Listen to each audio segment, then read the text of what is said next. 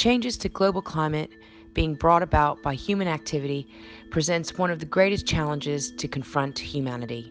Investors are waking up. Extreme climate change will have significant detrimental effects on assets and portfolios.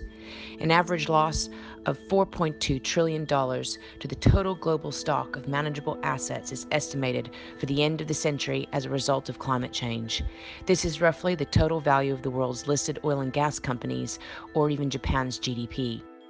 To decide which investment solutions will best serve our current and future economies, it is essential to understand the risks associated with climate change and other environmental risks, the key drivers behind the rise of sustainable finance.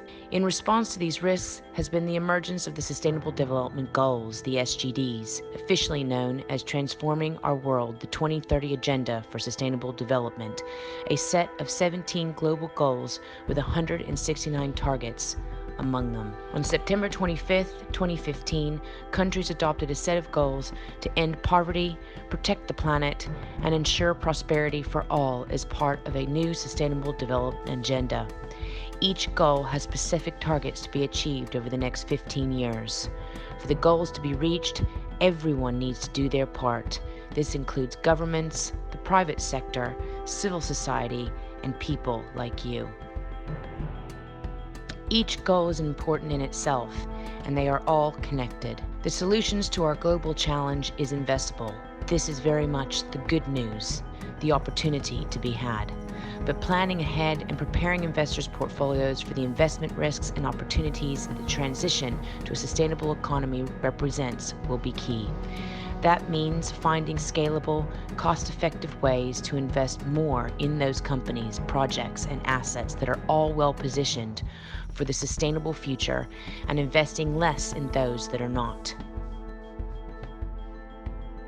The world is awash in pools of capital in greater quantities than ever before, with historically low interest rates plaguing the largest economies and as much as $13 trillion worth of bonds with negative yields. There has never been a better time to rebuild the world.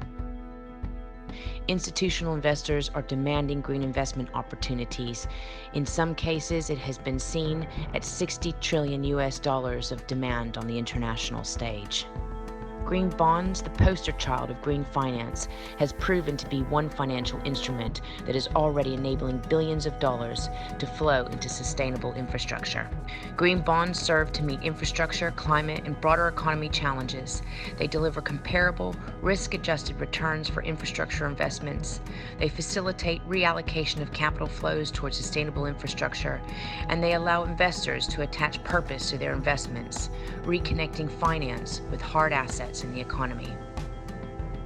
Amina Mohammed, the former Minister of Environment in Nigeria and now the Deputy Secretary General of the United Nations, took a leadership role in driving forward the opportunity of green bonds in Nigeria as a tool for scaling up SDG financing.